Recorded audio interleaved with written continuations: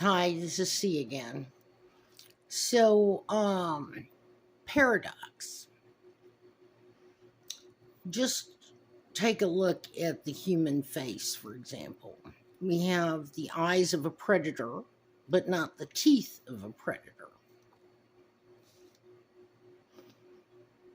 We have the ability for abstract thinking. We can, as adults, we can step outside of ourselves and examine the big picture.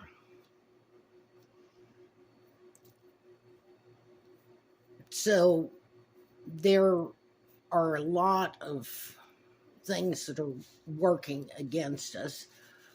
Other conflicts would be our survival instincts as a species, and then the survival of the individual. And they might be instincts, but people tend to, where survival of the individual is concerned, there are certain survival instincts, like eating, breathing, sex, stuff like this, reproduction. Um, and then there's survival overall, because once we step back and we're examining our experience and our struggle, a lot of times we're sitting there going, okay, what's it all for? Okay. And in walks the whole arena of having purpose, and people saying things like, God has a plan for you. The universe is basically positive and friendly toward you, and you know all this kind of law of attraction, positive thinking, and all that sort of thing. So we need some greater service to that sense of purpose. So if it's getting a religion, or creating a positive outlook or some belief system, maybe a DIY job that produces positive feelings and positive responses to your environment, basically positive or constructive, ones that work for you and overall keep you stepping forward in survival as an individual after being battle worn by surviving, period. It's kind of like, what's the point? That's that dark night of the soul thing. So I created a couple of videos about eclipsing. And eclipsing is something we do instinctively, like a solar eclipse. There's broad daylight, and along comes the moon one day, and it comes in line with the sun, that dark night of the soul. And some people spiritually stay in that eclipse mode, and there's still enough light outside for them to go about their business, but in dimmer light, colors are not as vivid. The quality of life goes down. And so the same thing happens when you spiritually or emotionally eclipse. And if you're willing to really examine, now you don't want to stare into the sun, but examine the eclipse in your life, which is something negative. I don't know.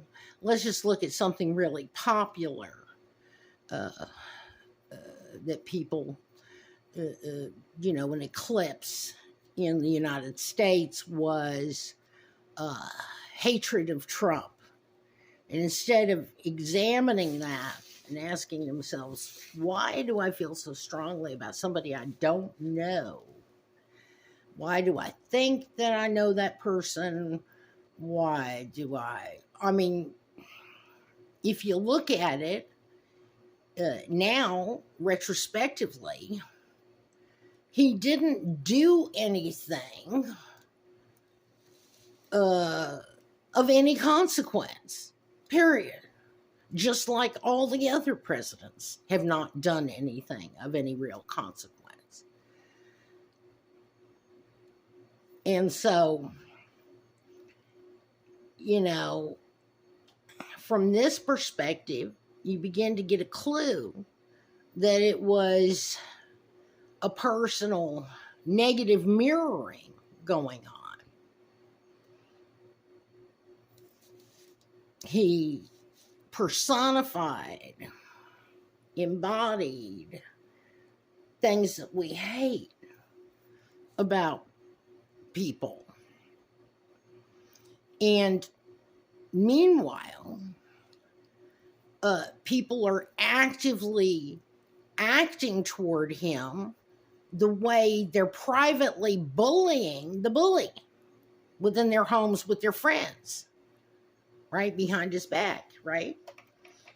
Now, I'm not saying that makes any difference in his life, except it called more attention to him, which he was able to harness to his advantage. But, just look at the eclipsing that went on right there. So, likewise, the eclipsing that went on against Obama from the other side.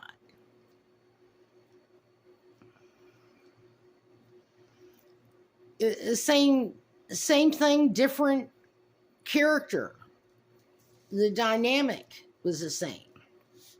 So, this eclipsing of avoiding, owning that negativity that you see in other people.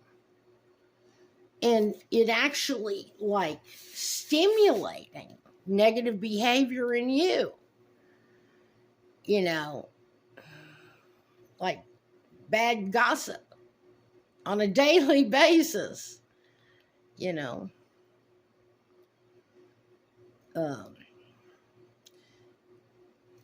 So the idea is that I'm offering you is that if you will examine your resentments, your anger, your all of that negative, your shame, whatever it is, your guilt, whatever negative emotions we don't really want to look at. On the other side of that, right, then is the sun, the light of day. And once we get through that process, but we can spiritually, emotionally, in our mind's eye, we can just freeze right there in the eclipse and stay that way permanently. A lot of people do it. But the more shadow work you do, right? The more shadow work, the more you examine what's negative stimulation to you and disturbs you. and you look at yourself and say, do I have those characteristics within me, or have I encountered them? At least you could start with, have I encountered them in other people in my personal history? Maybe you could start there. Maybe you can't completely own it yourself. You say, no, I would never do that. But at least you could own it in your personal history and say, yeah, I've known people like that. As a matter of fact, I remember specifically people like that. This one, blah, blah, blah, blah, blah. And start doing that shadow work. Even if it's just beginning there and you can't quite own it yourself. And I say can't quite own it, you're sitting there going, oh, I never would behave that way. Well, there are different levels or layers to an entity or a situation. There's a yin and a yang to everything. And let's take, for example, Cain and Abel story. In the story, Cain actually kills Abel.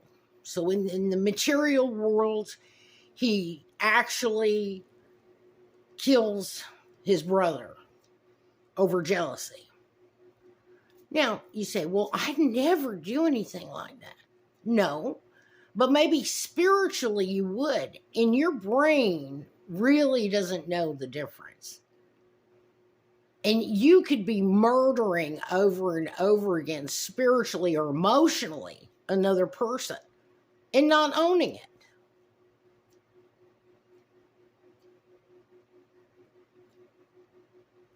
You sit there and go, oh, I'd never.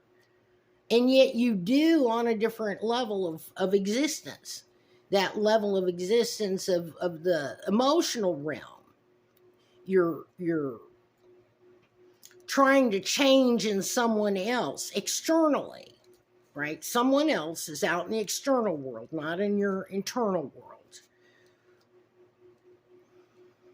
Not in your person. And you're verbally assassinating that person. You're basically emotionally murdering somebody else, even if it's behind their back and you're not doing it to their face.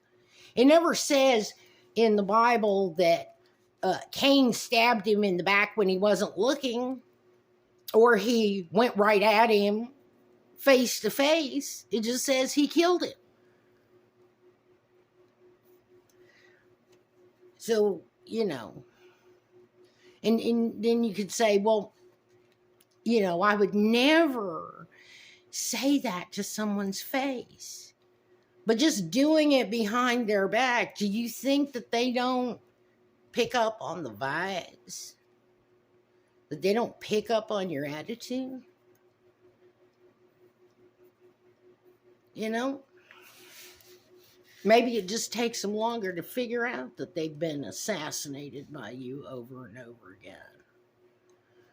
But eventually they're going to get it. Is it less of an emotional assassination? Because you did it slowly and covertly? So,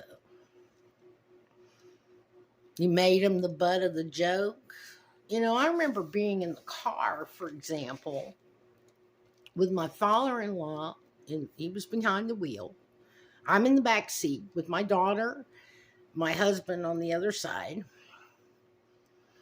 My mother-in-law is in the front seat as well. And my daughter says something, I can't remember what, just an innocent little blah, blah, blah, you know, kids blah, blah, blahing. And he makes a sarcastic comment about where she's coming from. Now, She doesn't catch on to this because she's only, what, 4 years old? But believe me, he wasn't about to stop. And eventually, she would have caught on to the fact that Grandpa makes fun of me. I'm the butt of Grandpa's jokes. Grandpa's snide remarks.